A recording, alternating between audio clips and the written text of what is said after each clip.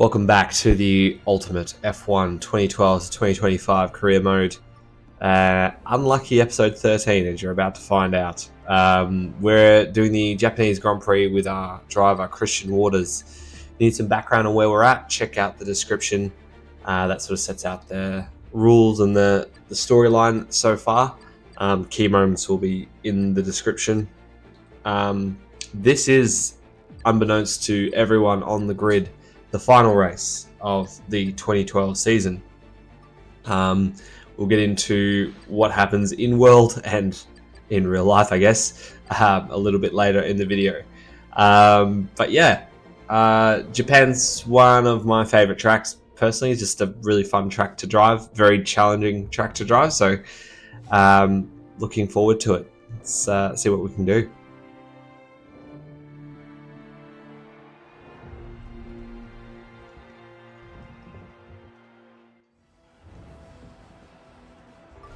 We'll make the changes you requested.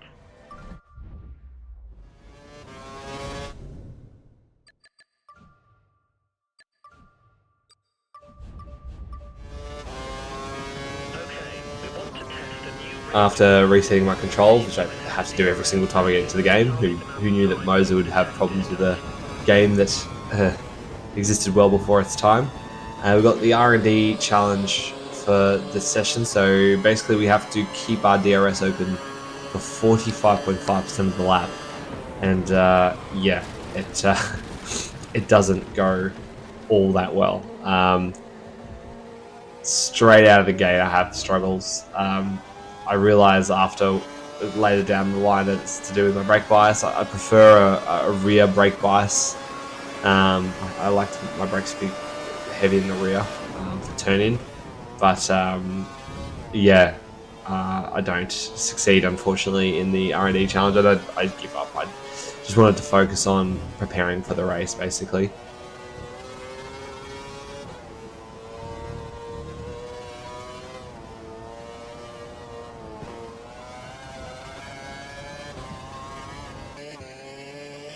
So heading out for our first flying lap here.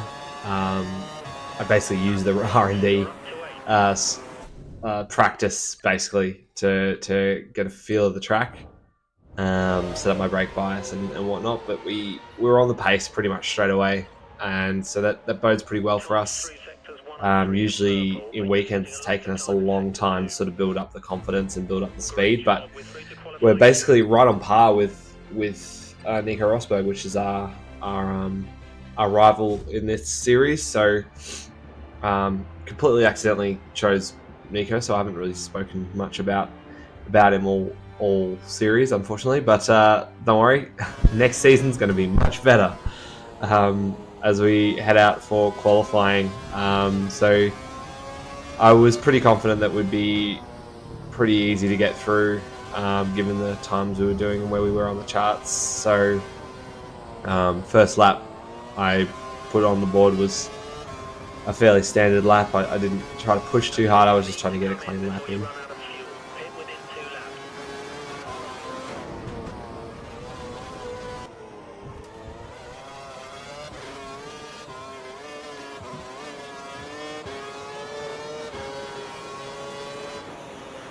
First lap on the board put us P2, but then later down the session we were falling down the order a little bit, so I just decided to go back out again and push a little bit harder.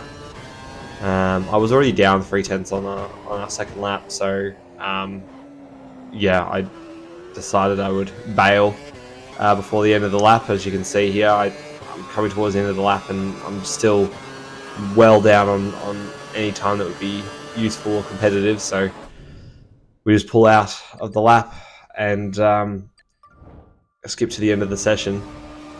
But we're pretty safe. It is Q2 and we've set a decent enough time, so unless something really dramatic happens, we should be good, and we are good. So qualifying P9 for Q2. Daniel's knocked out in Q2 as well. I don't think he's gotten a single Q3 this season, so doesn't bode well for his F1 future, I don't think. But yeah,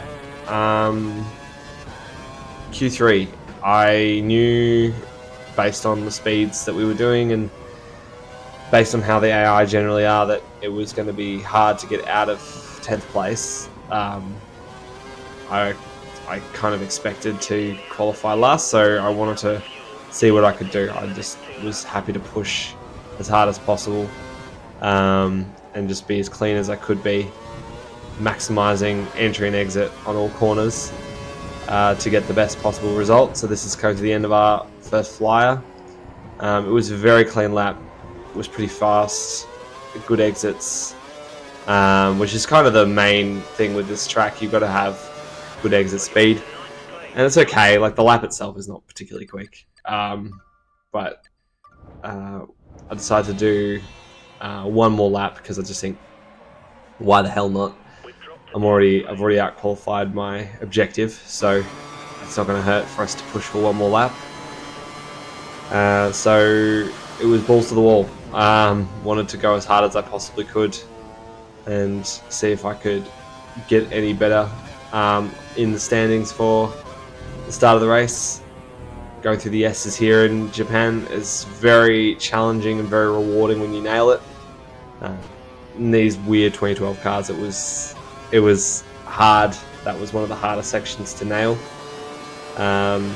These cars have like this weird sort of, like, they start with oversteer and then they move into understeer in the later phase of the corner, which is very bizarre, but that's just how they handle.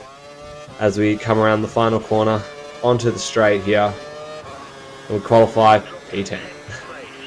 A 138.5 was basically what we were doing in practice anyway, so I knew that was pretty much all we were going to be able to do for the session, and I'm pretty happy with that, starting 10th for the race.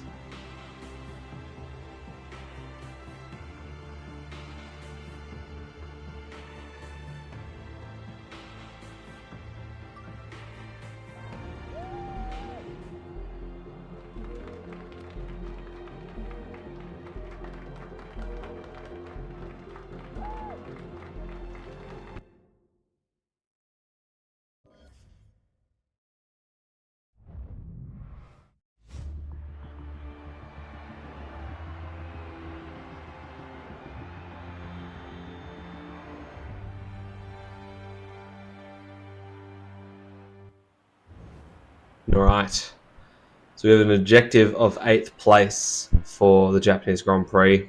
I decided not to fiddle with the strategy. My feeling is I'll sort of decide when I need to pit, because sometimes Japan's one of those tracks where an overcut can be quite useful. So I just wanted to play it by ear and see where we end up come the start of the race. So let's go out of the garage onto the grid and let's get to it. Hamilton on the front row, leading the championship. Our rival, Nico Rosberg, a little bit up the ways from us. And Daniel, all the way at the back of the grid. We've got the two Saubers right in front of us, and we've got Schumacher in the Mercedes right behind us. As we have 5 red lights. And away we go. I've been focusing on my starts recently, and I've been improving. I think been shifting up too quickly for all my starts, but we are absolutely bogged at the start of this race. Like, there is no way for us to get anywhere, and I can't move anywhere or do anything without getting hit by other cars.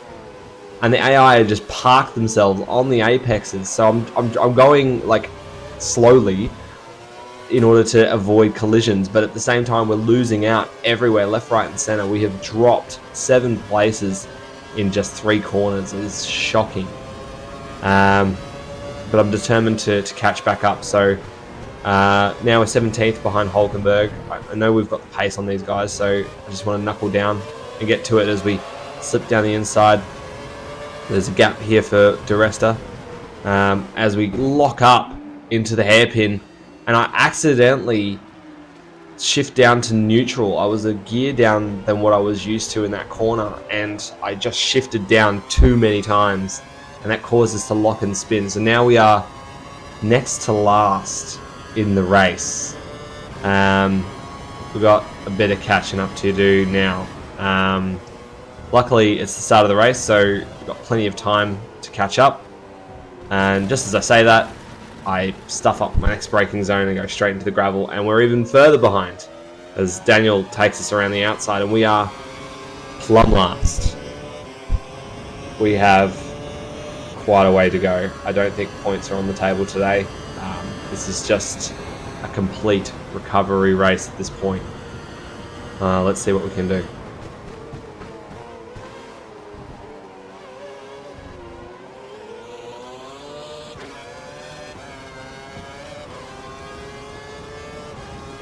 Looking at the radar, we predict a dry race. Skipping ahead to the end of lap 2, we're really strong in this chicane braking zone. We've been catching the guys in front of us hand over fist, just in that section alone. As I have a feeling that we have more wing than the AI in the setup, as we have finally caught the back of the pack here. See an opportunity for overtaking Shell Peak, so we go for it. It was risky, but I needed to get past him as quickly as I could. And so he's dispatched. Now we've got Daniel right in front of us, our teammate. We haven't actually had a proper fight with Daniel yet, save for the first race in Melbourne. We've not really come anywhere near each other on track, because we've just been so much faster all season.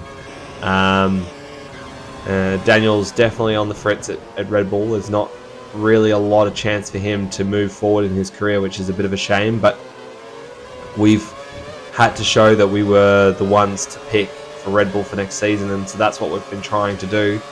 But we've got a tremendous run here behind Ricciardo now, heading into the final section here. See an opportunity here, and Daniel crashes right into the back of the Caterham there, clatters his wing off, and he's going to go straight into the pits now. But we will manage to take 3 cars in one corner there. Very opportunistic.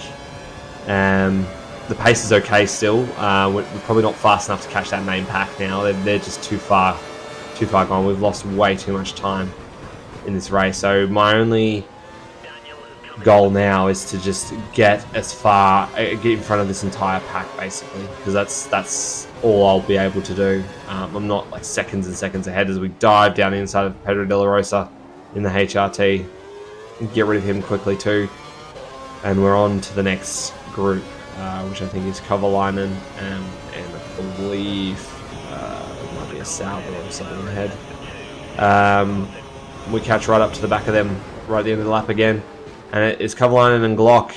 Another 2-for-1 overtake, forcing my way through. A little wiggle there coming out of the chicane onto the main straight, but it was worth it. I had to push as hard as I could, and I was supposed to come in that lap, but I was on such a good run, I figured we might as well stay out for one more lap, and so we do. Going through 130R now, going a little bit over the edge there.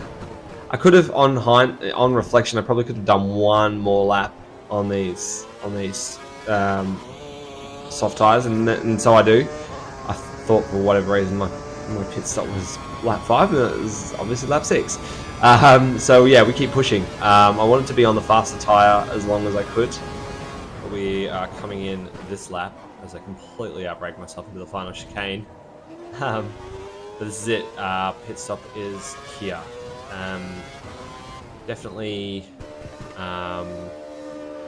lost a lot of race time early on, so don't have a lot of hope of points, but we're going to try our best.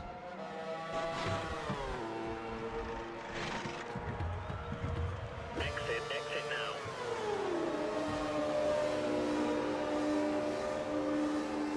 The track is clear. Alright, so we're in rich fuel mix, going to push all the way to the end. We've got 6 laps of pushing. We've got Daniel behind us now, and we've come out in P19 behind Shell Peak. So I know I'm faster than Peak, a lot faster. All those sort of back marker teams are quite a ways behind us in terms of speed, but we pushed to the end of, we skipped to the start of lap 8, and I've only just started to really catch him on track. To be honest, the second stint I struggled with. If it wasn't for I guess that start, we would have fallen back still anyway. By the looks of it, race pace was certainly not the best. That's sort of a problem that we've had this whole season.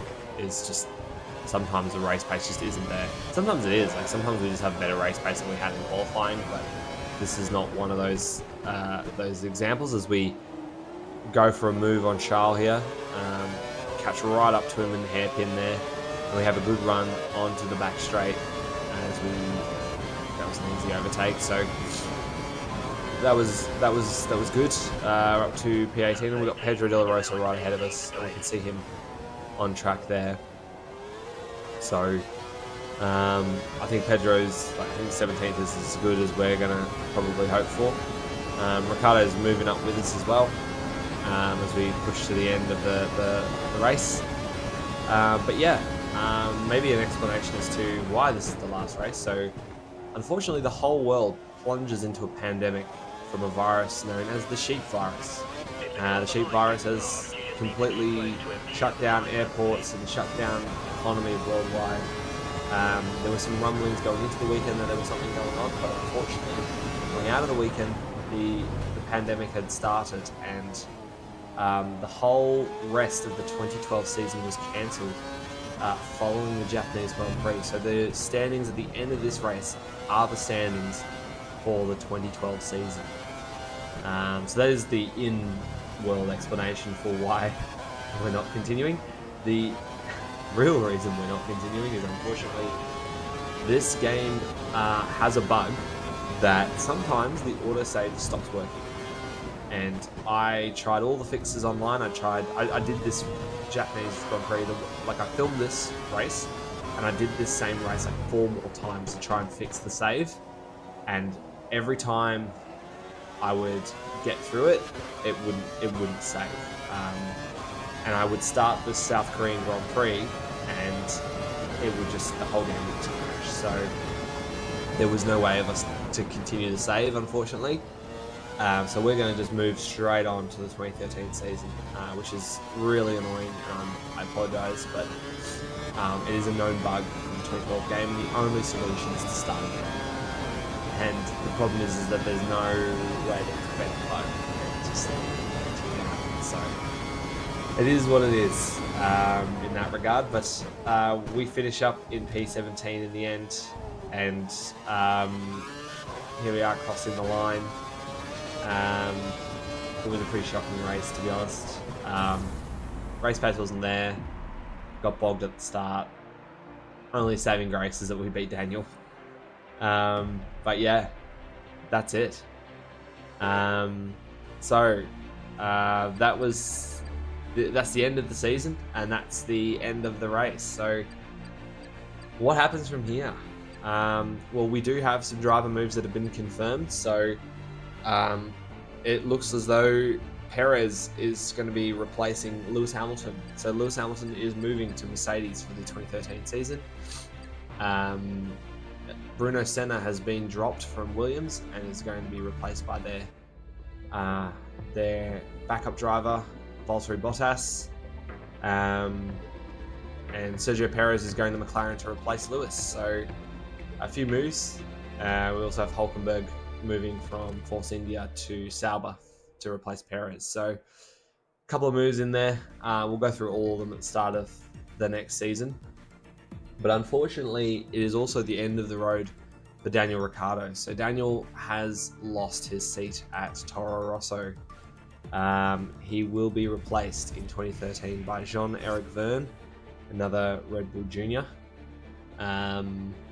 So that'll be interesting. But the full driver moves and all the contracts will be explained at the start of next season. Unfortunately, no Yongam circuit for us. Can't get like I mentioned, can't get through to the next part of the game due to some kind of corruption in the save. But we're close enough to the end, and it was good while it lasted. So thank you guys for watching. Next episode will be episode 0 of season 2013. We'll go through contracts, preseason testing, and where we will be driving for the next season. Did we make it to Red Bull, or will the team see fit to leave us at Torosso for one more season for development? Are they totally convinced by Christian Waters? You guys will have to find out. I'll see you guys in a few days for episode 0 of the 2013 season. See you then.